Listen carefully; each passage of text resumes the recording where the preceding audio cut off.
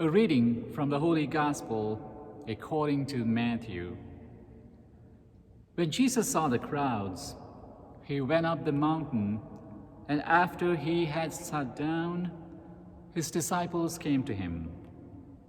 He began to teach them, saying, "Blessed are the poor in spirit, for theirs is the kingdom of heaven. Blessed are they who mourn, for they will be comforted. Blessed are the meek, for they will inherit the land. Blessed are they who hunger and thirst for righteousness, for they will be satisfied. Blessed are the merciful, for they will be shown mercy. Blessed are the clean of heart, for they will see God.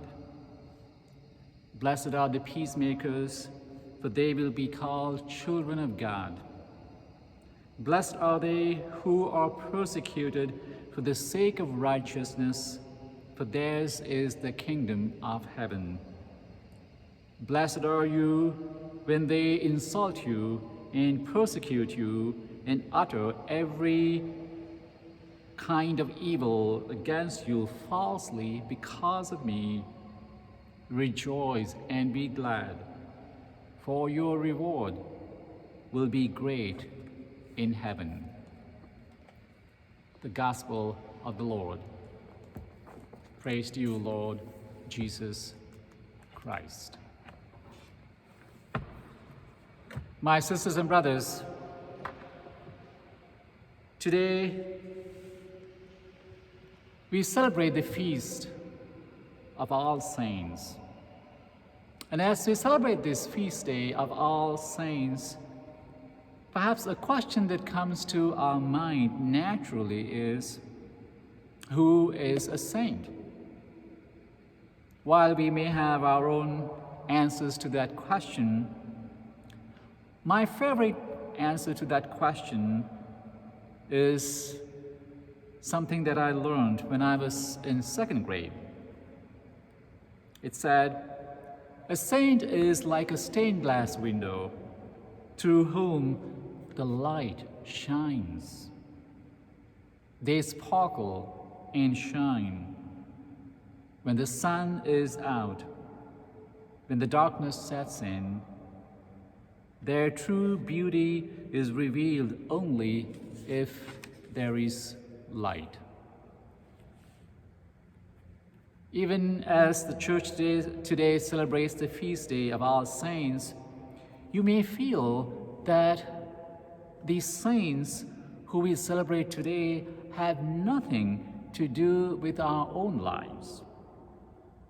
We might ask, what do these hyper-religious lives have to do with us, ordinary people? We read about saints who were martyrs, or those who engaged in extreme ascetical practices, or who some even exhibited certain behavior patterns that appeared to be strange or outlandish. A saint, dear friends, is someone who has really just broken out of the world. Someone who has learned to see the way that Jesus sees. Therefore, a saint sees differently. One of my favorite authors is Rabbi Harold Kushner. In one of his books titled "Who Needs God?", Harold Kushner says, I quote, "Religion is not primarily a set of beliefs, a collection of prayers, or a series of rituals. Religion is first and foremost a way of seeing.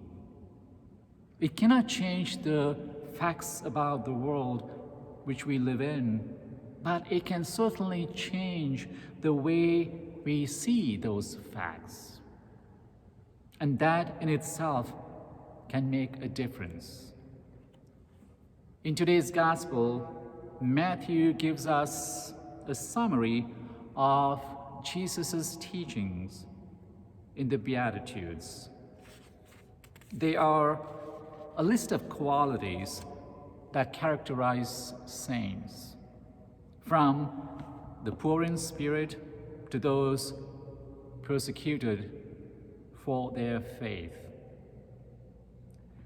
When we listen to them, we can all put faces to these virtues. The people whose simplicity and littleness shine like a light in a world of darkness.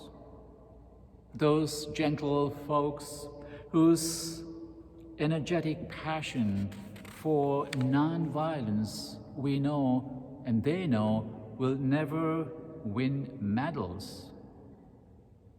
Those who hunger for what is right and stay hungry until what is right becomes a reality. Those who scandalize us with their mercy and compassion because they are willing to share that with those they meet. Those who have an undivided heart, whose loyalty and fidelity to God is never, ever in question. Those who not only look for peace, but do everything in their power to make peace among the ruins.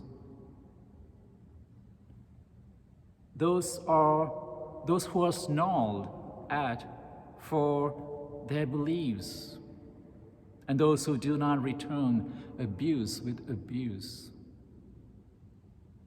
Where, you might ask, do we find these people? Dear friends, these people are among us. We have heard about them. Perhaps we even know some of them personally. Who are these people? These are volunteers and peace activists, those who make a meaningful and a positive difference in our lives, in our homes, in our communities, and in our society and in our church.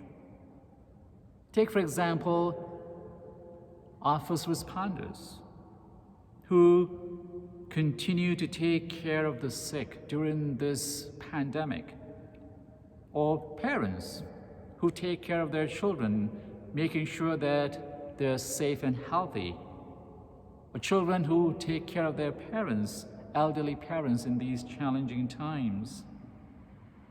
And those perhaps in our own faith community here at Ascension who continue to support and encourage one another by simply sharing their faith, being channels of God's grace and God's love and God's hope. These are real people whose stories may never be told and whose goodness may never be celebrated. And today we celebrate them as we celebrate the feast of our saints. The Beatitudes reveal the mind and heart of God. Those who have encountered and lived the Beatitudes have the same mind and heart, and we call them saints. Today, we remind ourselves that our life of blessedness rests on having a personal relationship with God and with one another, which is expressed through bonds of love, care, mercy, compassion, and self-giving. The saints in heaven give us evidence that it is possible to spend our lives being faithful to God and charitable toward each other. The challenge that the gospel of today places before us is to live up to our own dignity and our own God-given goodness every single day, no matter what life throws our way. Today's feast then, dear friends, is not only about those saints in heaven. It is very much also about ourselves, who are blessed, who are holy, who are called to a life of witness as saints on this earth. There are people like you, every one of you. So today, as we celebrate the Feast of All Saints, for all these saints, past and present, we give you thanks and we celebrate our holiness, our call to be God's holy saints.